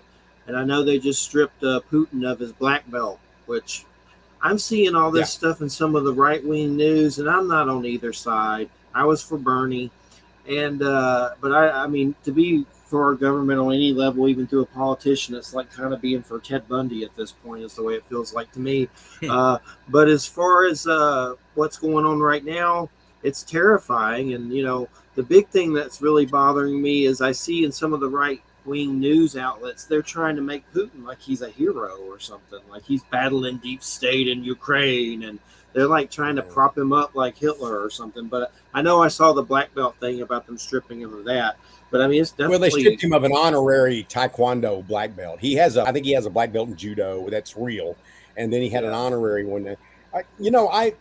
I don't like politics, but I think you do have to take a side. And what I think of is that, I don't like a lot of things about either side, but I like the Ukrainians because of their situation better than I like this giant, superpower that's coming in and saying, I'm going to take your spot. I don't like that, because what it reminds me of is back in World War II, they had, when Hitler came along, he took Czechoslovakia and Poland, and everybody kept waiting. We're just not going to do it. We're not going to be for these people, because we're not going to be for war, which I'm opposed to too. I was a Vietnam War resistor and nearly went to prison, and I was willing to go to prison. By quirk of fate, I did not have to go. But I do believe that there are exceptions. I think most of the time we're wrong. Vietnam, Afghanistan, Iraq, all wrong. But this is not our war, but I understand, but it could be. And so I don't want us to send troops in there or anything at this point. And I hope we don't ever do that or have to. But if we hadn't had Churchill saying, you know what, we've got to not make agreements with these people, because every time they make an agreement, they don't stick to it. They just keep coming. It's sort of like you give a bully an inch, he'll take a mile. And the idea that you don't do it and that that's going to make you safe or prevent war doesn't seem to fit, because it's them causing the war. I hope to hell they can find a way to balance it out and convince people to, to chill. That's what I want. Yeah. But I am a big believer that sometimes you do have to stand up for things, If you don't, when people give peace a chance, I'm for it. But man, that's just a slogan. It's scary. Yeah. These people, they don't give a damn about give peace a chance. You think Putin gets up in the morning and goes, give peace a chance, man? He doesn't. No. That doesn't mean it's creepy, because if you help on any level, it could cause nuclear holocaust. That's kind of the creepy part about it. But also there are several NATO countries. There are also, the other scary thing is several NATO countries around Ukraine. If they invade, we have no choice. If they invade one of those NATO countries, Poland, for example, you take one, by NATO articles of action, we have to go in. So, right. That's we're doing the right thing right now, and that's all the sanctions, and all the other countries are doing it, and that may well solve our problem. I think what Putin's really looking for is a way to save face now. I think he's screwed up, and he's going to try to take as much property as he can, then kind of make some kind of deal, but maintain that property that he took. And it's tricky. And it's sort of like if people were camping on the doorstep of America and say, we're going to come in and start shooting people. I think people on both sides, people like me that are, don't like the idea of war. And I'm not a right winger. I tend to be mostly a progressive. I voted for Bernie and I voted for Biden, and I'd vote for Biden again. I'd vote for Kamala Harris. I would vote for anybody that isn't Trump or isn't crazy, because you have to have government, like it or not. Any government gets you nowhere, even when government sucks, which it does. It's worked for a long time, and we've let it get out of hand, and it's gone bad. People like Trump, there's no accountability anymore, and you have people that only want to be reelected, and they want to raise money for their reelection. It's weird, because I've never seen it like this, and I've seen it bad a few times, but never anything like this in my lifetime. Well, the other thing is, whether you like Trump or not, Putin was afraid of him. Putin wouldn't have done this if Trump was still around, and so he's. No, I don't agree with that at all. I think it's just the opposite. He and Trump. I mean, Trump was practically giving him love kisses. I mean. Trump was always like, oh, Putin's great. He even said it recently when they invaded Ukraine. He tried to kind of backstep a little bit, but he wasn't afraid. Putin wanted Trump in. He wasn't afraid of him. He was afraid of people like Biden, not because they're going to go out and start a war, but because they're not on his side. And a number of the Republicans, I think have come across in the right way, although most of them of recent haven't come across in a very good way, but I do believe that Trump was his buddy, or wanted to be. Trump wants to be that guy. That's who he wants to be. He wants to be the guy that runs a country and stays president forever. I mean, he lost the election in such an obvious way that it's just so embarrassing that there's new material too, where Trump himself knows he lost, but he just couldn't give it up. And you know, the guy says one thing in one sentence and another thing in another sentence, and nobody seems to notice that he's within 30 seconds, he's not even continuing with saying the same thing. It's embarrassing to me. And I don't even, you know, I don't agree with everything with Biden by any means. I don't agree with everything with Bernie or anybody. I think you're an idiot if you think one person has all the answers consistently, or that you only vote for a politician that believes everything you believe. You know, I tend to be liberal, but I vote to the center because if you're completely left or right, there's no negotiation because you won't give up. I'm this guy or I'm this guy. But if you're in the center, you can at least negotiate a little bit to the left and the right. Socially, I'm way left, but I'm more of a moderate fiscally, you know, and I believe that you got to have that moderation to get anything done. Yeah, the owner of the so we're on different sides of that, man. I got a funny story that happened the last time Joe was on. This lady's not on the network anymore. Her name was Eileen Pisano. She was in the chat, and Joe had said something about socialism, and she goes, "I'd rather listen to a one-bladed ceiling fan." Then I said something rude to her, and this Christian lady is a voodoo lady in New Orleans, and she threatened to do a baby doll conjuring on me because I said something about my fart box to her. But it was just, she's like, I'd rather listen to a one-bladed ceiling fan. And nothing ever changed anything funny. In my life. You know, I was like, you're a Christian, you're going to baby doll conjuring me? I'm confused. Yeah, I know there's Catholic stuff in voodoo.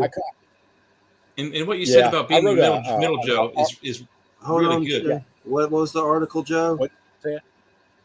I'm sorry, I didn't hear you. You said you wrote an article? Jay.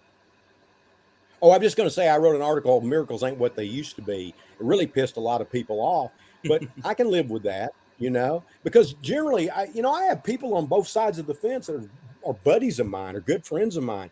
It's if the only people I can't deal with are the far left or the far right, because if you go far enough in either direction, you're the same people. You meet in the back and you know all the answers and you don't give anybody any room and you just listen, you know. You say, I'm a Republican, and that's all I'm going to listen to is a Republican. I'm a liberal. All I'm going to watch is MSNBC. All I'm going to watch is Fox News or what have you. And to me, that doesn't work. You got to have something better than that. And we're not having it. I'm not seeing it. It's getting better, though. I've sort of noticed lately that there tends to be, I think people have Trump fatigue. And I think that's a good thing. But what you said about being in the Central is absolutely right, spot on. But Joe that owns the station, he has a show called The Centralist where he talks about stuff and he's in the middle. But he says we should have a third party. You got the left, you got the right, and you got the middle. You know, we have a three-party government. You have the legislative branch checks the judicial branch, checks the executive branch, and you know if one can't do something without the other's approval. So if we had that same thing with our political parties, you know, the left and the right and the middle. I think we'd have a little bit better choices for our governing bodies, our governing, Right. I do too. Well, we got more parties than two, but we only have two that are significant. Two official, What we need is a third. I've always thought we need a common sense party, you know. It's like on social issues. I mean, I don't care if you're gay. I don't care if you're black. I don't care a female, whatever. I'm all for people being themselves and being who they are. And there shouldn't be restrictions for that. For me, like I said, fiscally, I'm in the middle. I think we can spend too much money here, not enough there. But I'm a capitalist with a little c because I believe in a lot of social programs. I love Medicare. I'm 70. That's great. Because you know what it is when you're young and people don't want it, it's because they're not old yet. They're not sick yet. Or they don't have stuff falling off yet. Yeah. Right. I need another and Social stimuli. Security is That's great. all I know. Some people, when they get older, they don't have anything besides Social Security. And a lot of the people I know that claim they hate socialism and all that, but they're glad to cash that Social Security check and they're glad to use Medicare, which are both socialist programs. There was a record that was made a long time ago by Ronald Reagan. That was a completely, I guess it was an hour long or something. And it was him talking, An hour long? Something. I hear you. Flash. But I don't see it. Uh-oh. We see you and hear you, so I don't know what the hell. Okay, well, we can do that. What I was going to say, and he did this whole thing. He did this record where he said that the end of the United States and the end of capitalism is if anybody ever passes Medicare.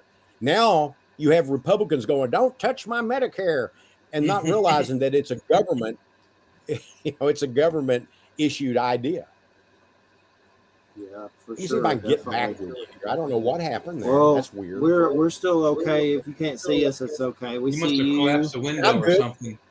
Yeah, we see you. We hear you, and everything's groovy. Would you like to take a little break, Joe? Do you need to take a little break and come back, or what are you comfortable doing? If you guys want me to stick around, I can take a short break to do a couple things. And you can do that. Just give me about 5 or 6 minutes. Okay, we'll talk about something, and you go on. It's no problem.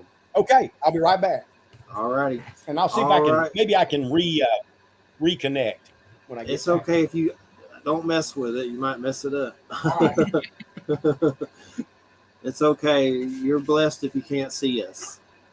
Yeah, really. He's sandwiched between two bald guys with goggles. Probably blinded him anyway with all this baldness. But Joe R. Lansdale, I've been reading him since like freaking elementary school or something. Like I told him that before break. But I have a Jonah Hex comic from the cover. Of course, it looks like hell now. But you can see it. A biker did it a long time ago. I'll have to show Joey, but it looks pretty rough. It looks okay, I guess, but could have been a little better. It was a long time ago after my dad died. But this is from that cover, Jonah Hex #1 by Joe R. Lansdale and Timothy Truman. Look up that his art. His art is amazing, that Timothy Truman guy. And Joe writing with it is just definitely really good. We were talking about, have you ever seen Bubba Hotep, Jay? No, and I was going to talk about that. I've actually used Bubba Hotep all the time. I never knew where I got it from. I've never seen the movie.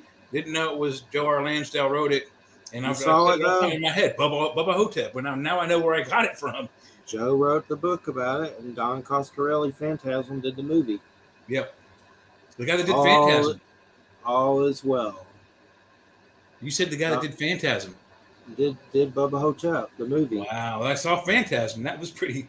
You haven't seen Bubba Hotep, though, yet.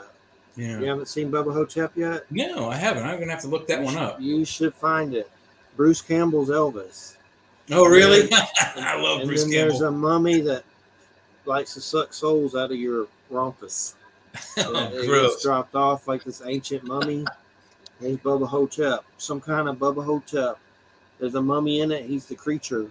It gets dropped off at an old folks' home by accident in a crate in the back of a truck. There's also a black man that claims he's JFK and he was dyed in it. His skin was dyed. It gets weird, but it's worth the watch. It's really good. It sounds pretty messed up. So just kind There's going to be a sequel, but there was a bunch of controversy. Something that it didn't happen for some reason because of Bruce Campbell, but or something, I forget exactly. But it's definitely worth the watch. There's a book. I have the books. And there's a prequel that came out, Cosmic Bloodsuckers. Oh, Ozzie Davis is in it. Yeah, that's the black guy that got died, the African American gentleman. That got died. He claims he's JFK. He says he's a black JFK. He got died, and then now he's a black guy. It's weird, but the mummy's pretty cool too. Bruce Campbell is Elvis. You can't beat that. No doubt about it. I have the books and the prequel, and there's even some figures from NECA, that company, NECA, N-E-C-A. Yeah. There's a figure of the mummy and a figure of Bruce Campbell as Elvis. It's pretty cool. Who is next week? I always forget. I mean, look, next week's I got a big list of stuff that he's been telling us about to look at later. Next week is Wham. Yeah, next week's Wham. Jim Hunt is a dude from some ghost show on Amazon called Knock Knock Ghost. And then Micah Dank on Weird Bible Stuff. March 25th, Andrew Aloha. It's just metaphysical stuff. You come back April 1st for Aggie Nost. Aggie. Aggie Nost. Yep. The man, the legend, the hair. Then, his hair is taller than us. His hair is an alien being. Right. He looks like Rod Stewart. And let's see here. Oh, and April 8th, Dr. Turi. He's been around forever. How do you spell that? Dr. Turi. Okay, that's why I couldn't find him before. He has been around forever. He's been with Art Bell. Yeah. And then the next week, April 15th, Dave Morris, Bram Stoker and the Occult. Oh, cool. And some other weird stuff. He's been on before about shadow beings, but he does all these videos. But I got him back on to talk about Bram Stoker and the Occult. I'm still scheduling. Scheduling's weird, but I'm slowly but surely doing it for sure. And then I still got to fill April 22nd, 29th, and all that, May 6th, blah, blah, blah. It gets monotonous scheduling, but I do it.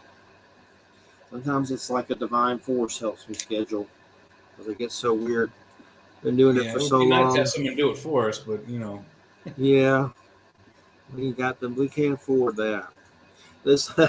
No. Listen to United Public Radio 107.7 FM. And we got Joe R. Lansdale here, New York Times bestselling author Joe R. Lansdale. He's got a new Hap and Leonard book out, Born for Trouble. Wait, let me make sure I said that right. I said it earlier, but I think that's right. Born for Trouble, The Further Adventures of Hap and Leonard. Yeah. And that just came out. Edgar Winter, Joe R. Lansdale's newest Hap and Leonard story collection. The boys are back with more righteous ass-kickings, highly improbable adventures, and disastrous fishing trips. These never-before-collected tales showcase the popular, not-so-dynamic duo who are a little bit older but not a whole lot wiser. Hap and Leonard were truly born for trouble. Born for trouble. Hap and Leonard, there was a Sundance show. It had 3 seasons. There's a question I want to ask him about that when he comes back. And then novel out this year called Radiant Apples as well. What is that? Radiant Apples. It's by Subterranean Press. I'm getting it off of Wikipedia, but it's something that came out this year from Joe. What is it? Oh, Radiant Apples. Radiant Apples. Yeah. Okay. Oh, okay. It's a Western. I got to do some catch up with some of his books. I have a bunch of his books, but there's a bunch. Like I need to still look for sure. I know I have that one, a Western one. I forget, Patriot Sky or something like that. I saw that earlier. I have that. I know the publicist sent me that. But I have all the Jonah Hex comics. I have all the Jonah Hex. Hello, guys. Hey there. Welcome back. I was showing my Jonah Hex tattoo from a million years ago that's been through hell from that cover. You might biker did it. A little closer. And then a biker did it a million years ago in Panama City Beach, Florida. There it is. There we go. From that, it's old. It's after my dad died and I went crazy and got a Jonah Hex tattoo and a Dracula. I wrote Dead in the West. That novel has to do with vampires and zombies versus a Western gunslinger, and that was back in the 80s when I did that.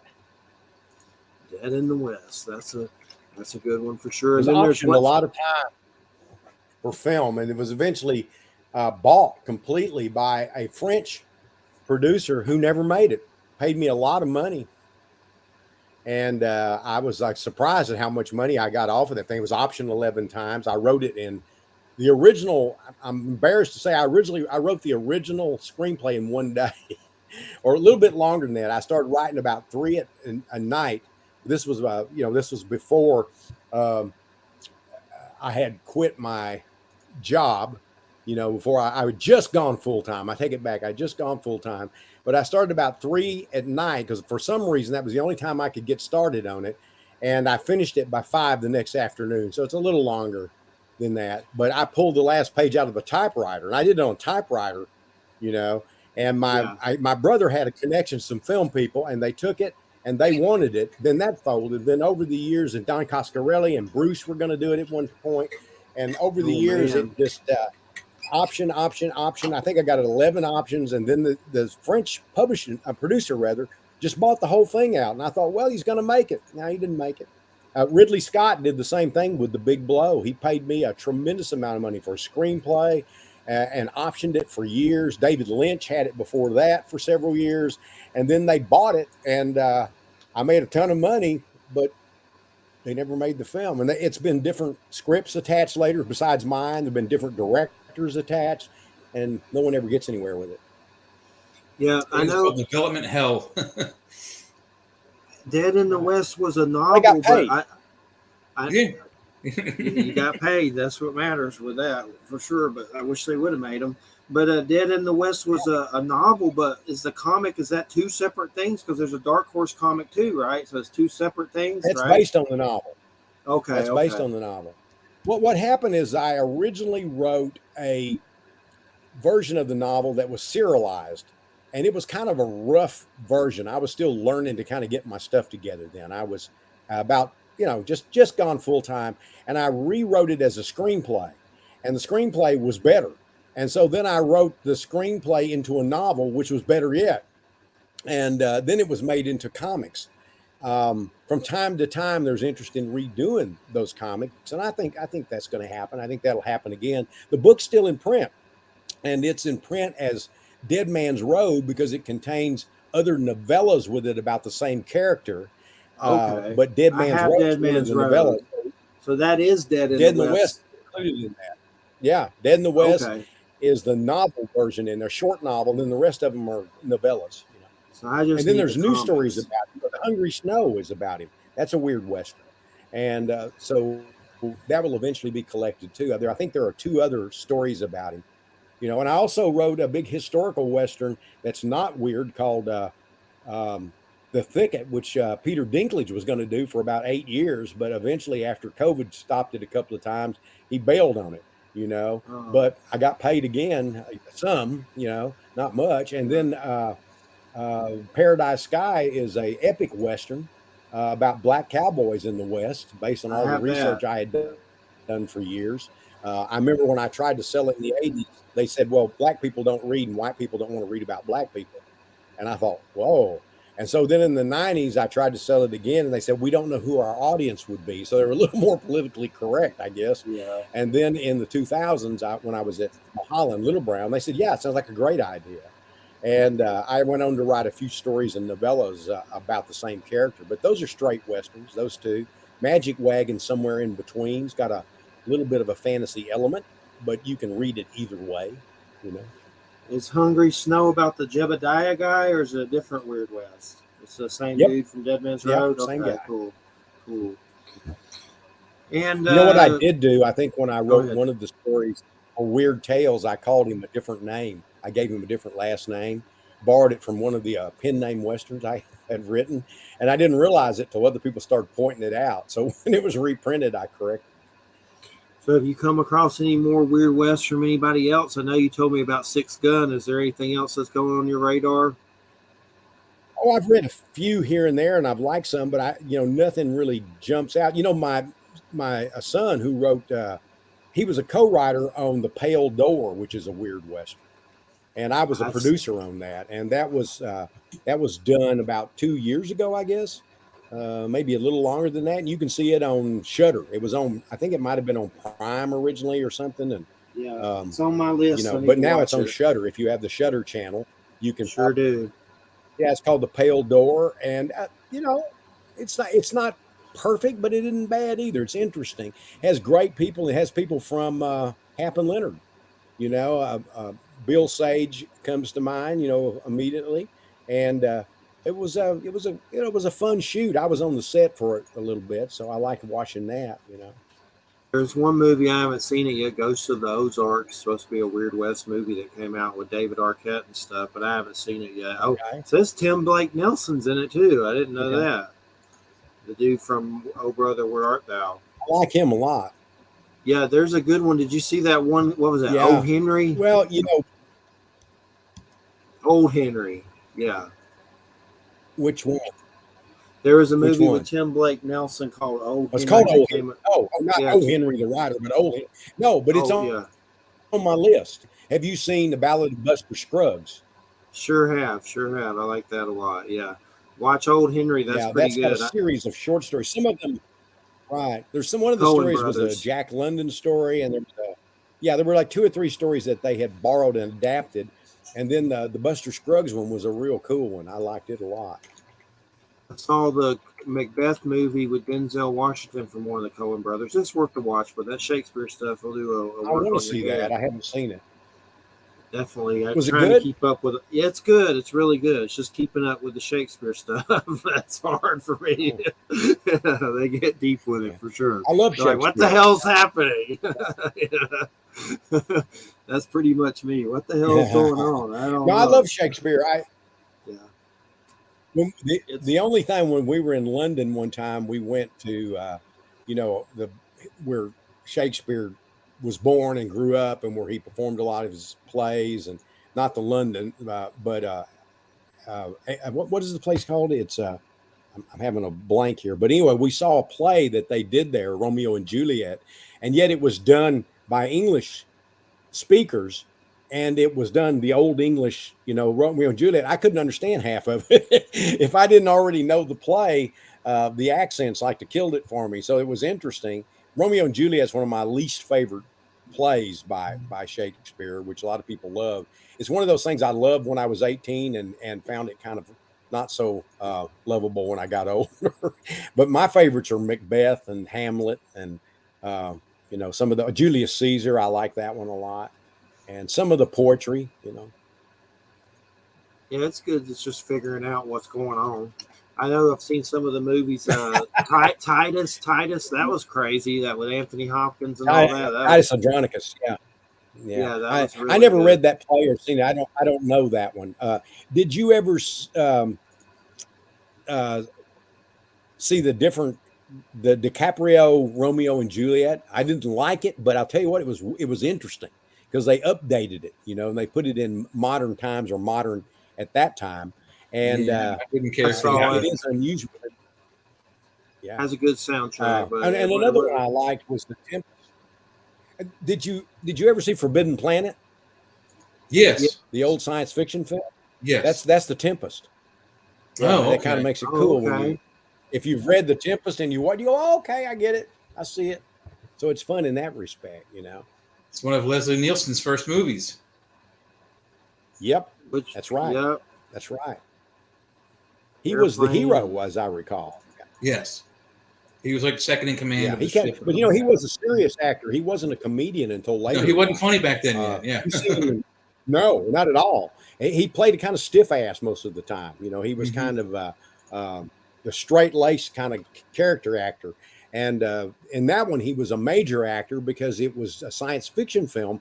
But the science fiction film was done by Disney, and the special effects still are interesting. They're maybe not as good as things that could be done now or seamless, but they're really good. I mean, it was one of the first I saw like that. And it's a great story because it's The Tempest. Yeah. An interesting story about that movie is almost all of the sound effects were recycled for the first 3 seasons of Star Trek. I didn't know that. That's interesting. Yeah. So like the photon torpedo noises, the shields, all kinds of weird noises were taken from that movie. Yeah. Well, Lost in Space, had Robbie the robot, very similar. I don't think he was called Robbie, but it was the same robot B9. in that series. No, it's not the same robot. Yeah. Completely different robot. No, but it's B9. Robbie the robot is in the Leslie Nielsen movie, and that's actually operated by a midget. There's a midget inside Robbie the robot, and he moves it. It's not a guy. Robbie was in some television shows too. Right. Yeah. Robbie was in some television shows too. And George Martin has a replica of Robbie the robot. That they built. A friend of mine who was a stunt actor for the Next Generation, he's got a full size Robbie the robot and a B9. He got both of them. Wow. Yeah. Cool. Yeah. Well, that's all. All these old films and stuff. That's what's fascinating is people forget or they can't make that jump. When we were kids, a lot of things were filmed on stage. They were just a stage. And they had like some plastic trees and they were moving them around, rubber trees, but we can make that jump without any problem. But you look at it now and you go, wow, how did I believe this? But there are times when I'll find old movies and I find them more satisfying than some of the new ones just because they're better stories and they're not all lights and, crap going on all the time. There's just so much that they did back then that they did by suggestion. And I don't always think suggestion's best. I always sometimes think more is more, but less is more a lot of times as well. Yeah, that worked for Jaws because the shark didn't work. So, I mean, if you look at any good horror movie, you don't see the murderer until like the last 5 minutes. Like, so Friday the 13th, you don't know who the murderer is until the last 5 minutes of the show, and it turns out to be Jason's mom. You know, in Jaws, it's a shark, but you don't see the shark until the last 5 minutes of this movie, and it scares the, poop out of you. And my dad is a huge Peter Benchley fan, and this is one case. I think most of the time Hollywood destroys a movie when they do a book to a movie. I think Hollywood destroys them. Like the recent Dune, it's nice. Special effects are good, but they didn't really follow the book. The Jaws, the end of the book, Jaws, the shark swims into the boat, and then the sheriff swims out of the boat, and the boat sinks, and the shark drowns. It's kind of stupid. But in the movie, the shark swims into the boat, the sheriff shoves a scuba tank in his face, he swims away, the shark swims away, then he blows it up with a bullet. That's pretty good. That's the one instance I think anywhere. Well, that's cinema. That's dynamic. Yeah.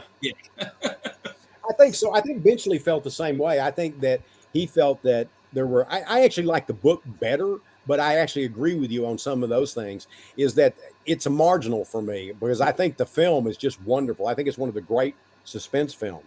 I love it. And the thing in the book wasn't he like weighted down with harpoons or something, or injured, or I don't know, but he just drowned. Yeah, he quit swimming. That's what it was. He was just stuck in the boat, and the boat brought him down. He couldn't get out. You're right. So Benchley must have done the research, because most sharks cannot stop swimming. If they stop swimming, they don't breathe, they die, they'll drown. So, and an interesting thing is, I don't know where they found this, but somewhere, maybe Bahamas, maybe Bermuda, there's a trench or a tunnel of coral that these sharks don't swim in, and they just sit there and they don't die. And they found out the reason was because there's a permanent current so the shark just sits there and lets the current go through his gills and he breathes. I got it. It's the only chance that I've ever seen sharks not moving. Yeah. Well, that movie too was just such a revelation. It changed the way film was done. Nobody had done a film like that. It was a blockbuster summer. And then from that was the beginning, real beginning, that The Exorcist and things like that at that time were the beginning of the summer blockbuster film. Yeah. Jaws before that, it was the first blockbuster. Yeah. Right. And so they started following that pattern, and they still do. Yeah. Although I think now it's superheroes all the time. 24/7. Right. Superheroes are science fiction, something, with a lot of special effects and action. What I miss is the sense-around stuff. So I don't know if you remember that. Like, they had Inferno and the Tower Inferno and the Titanic, or it was a story like the Titanic. I saw the pilot movie for Battlestar Galactica and Star Wars in sense-around. And Battlestar Galactica was better than Star Wars. And the same guy did the special effects for both. If you remember Battlestar Galactica, they would get in those little fighter jets and they'd shoot out of the side of the ship. They'd do that number. Well, they had all the seats were engineered with like gimbals, and whenever that happened, all the seats were shot back at once, and you felt like you were in the real ship action with Richard Hatch as he was shooting out of the side of the Galactica to go shoot Klingons or Cylons or whatever. That was fantastic. Yeah. I think losing that, 3Ds are pretty cool. I saw the Avatar in 3D. That was. The movie was right here. Literally, I could felt like I could reach out. I didn't like that movie. I liked the 3D, but I didn't like the movie. I've already forgotten it. I forgot it by the time I got home. The 3D was the coolest part of it, but the sense-around thing was really cool because you were immersed in the movie because like in the Tower Inferno, when it exploded, all the seats shook.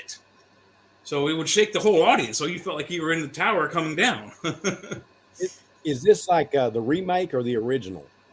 They're way back in the 70s, the Towering Inferno, the very first one, and then there was the movie with. I only saw that on television, unfortunately. I just that one I only got to see on television. What else? There's one with the actor's name was Shelley something or other. She played on the original Titanic movie, but it's Poseidon Adventure. Poseidon Adventure was in sense-around. So when the ship started, the seats went forward. Shelley Winters, yes, that's right. Yeah. She was a real swimmer. She was known for being a swimmer. Yeah, she actually was, I think, had been a professional swimmer or was a good swimmer. I don't remember, but swimming was one of her things that she did well. If I remember right, I think I read that. And that's been a long time, but I think that's correct. It's probably true. And to do a movie like that, you'd have to be a strong swimmer because you're in a room that's going to fill up and flood with water. But I do believe her character survived. Most everyone else died, but she survived that one. I saw one recently that when that movie came out, the special effects were so amazing. I'm sorry. Go ahead. It's okay. No, go ahead, man. Oh, I was just going to say I saw This Island Earth for the first time with Christina. No, I was just going to say that was a big blockbuster then, was Poseidon. Yeah. Yeah, it was a huge one. We're talking over each other. Go ahead, Jeffrey. It's okay. I was just saying that I saw that movie This Island Earth for the first time recently with Christina. Have you seen that one? Love it. This Island Earth with the weird, the old one. With the it's wonderful. I've seen it many times. Yeah, love it. That's weird, isn't it? That's like some weird Illuminati, alien, crazy. Weird. There's some weird stuff going on there. The big heads and the seamless ship. The door would open. It was seamless. It would close back up, and where's the door? Wow, that's cool. Yeah. When I saw that, I was like, what? A lot of Nikto, I think is what he was saying. Something. Klaatu, I remember seeing the Nikto. Yeah, that's it. Right, they actually stole I saw that an episode of other things Rockford Files where he spoke to one of the thugs that way. A thug came up on him and he spoke to him and said, and so that was well known back then. You say it now, people don't know what the hell you're talking about, but that was such a common. That's true. There's other movies that have used it. There was in one of the Star Trek original episodes used it. The one where they have the spirit of Jack the Ripper that goes through every crew member and tries to kill Robert people. Bloch used that, didn't he? Huh? Didn't Robert Bloch write that one? He might have. I'm not really sure. I know Harlan Ellison. You mentioned Harlan Ellison. He wrote a lot of stuff for the Star Trek universe, particularly like in the animated series. I knew Harlan. I don't know that he wrote a lot, but he certainly wrote that one, City on the Edge of Forever, which was like one of the, most famous episodes. Very famous one. He did some stuff for the animated show as well. The first animated series. He wrote. Okay. He invented the cat leg people way before the Thundercats. Oh, okay. So I they didn't know show that. up in the animated. Yeah. Interesting. Did you ever see The Outer Limits? He wrote Demon with a Glass Hand and Soldier. That was good stuff. Demon with a Glass Hand is fantastic with Robert Culp. If you ever get a chance to see that on the original Outer Limits, it's fantastic. I'll have to check that out. I didn't watch that as much as I watched the Twilight Zone. I have them. Where we grew up in Rockville. That's my favorite. Twilight Zone was really good too. What's his name? Rod Serling's brother lived in Rockville, and he made my sister's, when she was a kid, she made her dollhouse, and we went to school with his kids at one of the private schools we went to. So I met Rod Serling's brother, but I never got to meet Rod. No, I didn't either. I met Richard Matheson, and I got to know Richard a little bit, and Ray Bradbury, I just met a couple of times in passing. Went to lunch with him once. But that Robert Bloch, who wrote Psycho, he and I got along pretty well, and I was close to getting closer friends with him when he got sick and died. But, he wrote Psycho. He wrote some of the Star Trek. He wrote a lot of things like Alfred Hitchcock. And I mean, just the Thriller. I don't remember Thriller was before you guys' time, but Thriller was like in the early 60s. And they did Pigeons from Hell by, Robert E. Howard. And at that time, that was the most frightening thing that had ever been on TV. It doesn't quite have that same impact now, but it's still pretty damn chilling if you get a chance to see it. And Robert Bloch stories were used for that. Yours truly, Jack the Ripper, The Hungry Glass. Good stuff, I have Robert Bloch's book, Night of the Ripper, a paperback that's in a plastic thing. It's, he's got the Ripper. Well, one thing I want to ask you about, and it's kind of depressing, but the Michael K. Williams situation, that was very tragic and sad that happened. That was just like, I'd seen him in Boardwalk Empire, Lovecraft Country. I know he's Hap and Leonard. The Wire. Definitely sucks so much. The Wire. Well, Michael had a problem with drugs, and he was always open about it. I mean, when we were on the set of Hap and Leonard, I remember having kind of minor discussions with him and where he brought that up. I don't remember what initiated it exactly. And it was sad. I I was better friends with James Purefoy, but I did like Michael a lot, and we got along just fine. And it really shocked me and hurt. Well, I don't know if it shocked me. It surprised me. I wasn't shocked because I knew he had trouble with, drugs. And I mean, I always thought it was weird to act like, if it hadn't had that fentanyl in it, he'd have been fine. Well, he might not have been fine. That certainly was, makes it terrible because people put something that's definitely deadly. But heroin's not good for you anyway. It can end up killing you. And so I just think it's a terrible loss. And he was a good guy. I was a really good guy. I liked him a lot.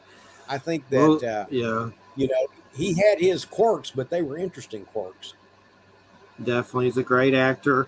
I had some run-ins with drugs when my dad died when I was younger, and now I just do medicinal weed here in Florida, and there's enough weird stuff with that to keep up for any drug you'd like. There's so many different. I just did Bubba Kush. Like, there's so many different cakes and galactic glue. Like, you don't need heroin. Just get some galactic glue. Yeah. Like, that's in Florida. Of course, it's expensive to keep up with the license. It's a ripoff, but at least it's not better than not having it at all. That's for sure.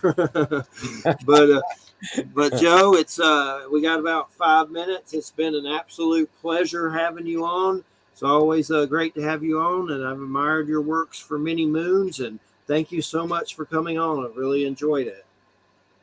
Well, I like the variety of the discussion. That was great fun. And we may not all come down on the same side, but at least we got to hear some interesting views, right? Yeah. We just free ball it.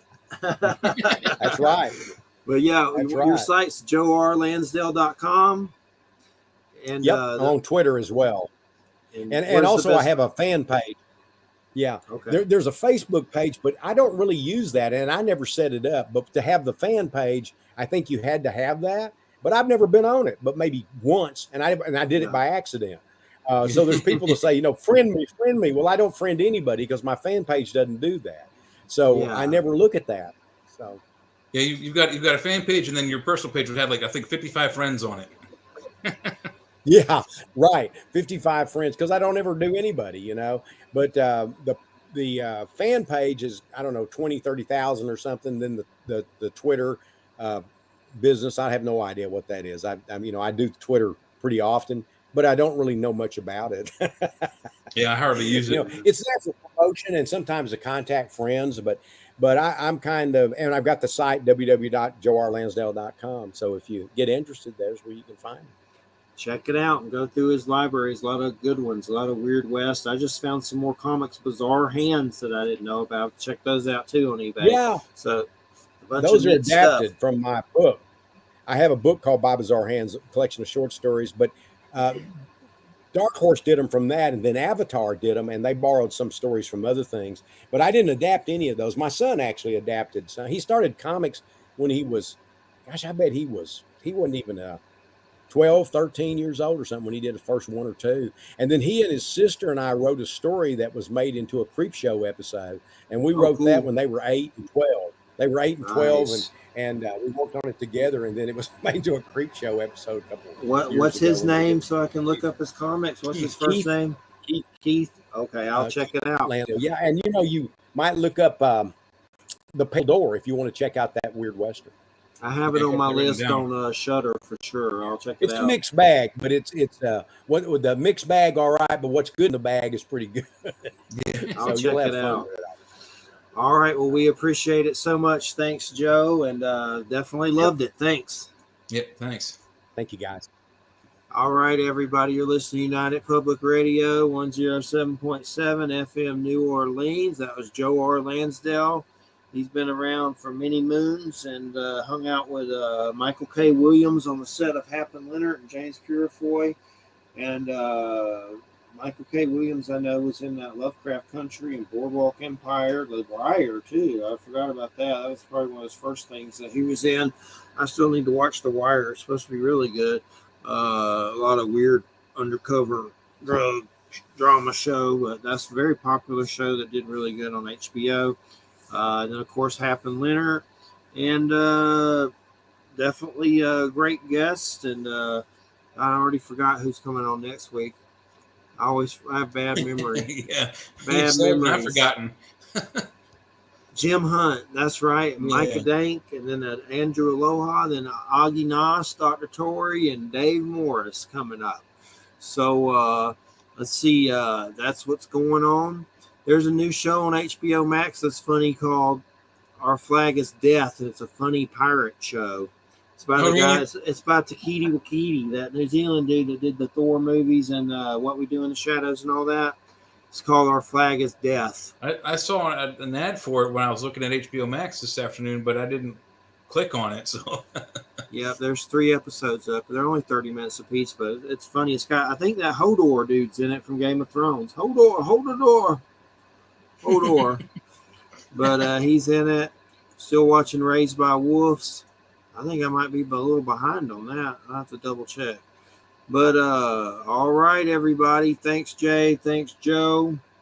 And UFO Ozark, check that out. Ozark Mountain UFO Conference. You get all those online too, and they have DVDs after the guests come on. Those are just to watch a bunch of UFO weird stuff and presentations. That's going to be in April, but you can also buy the DVDs on there and watch them, or watch it online too, I believe. So it's just a big UFO conference. A weirdy beardy, for sure. All right, everybody. We'll catch you next Friday. Stay out of trouble. Watch out for Pootie. Good night. Good night, everybody.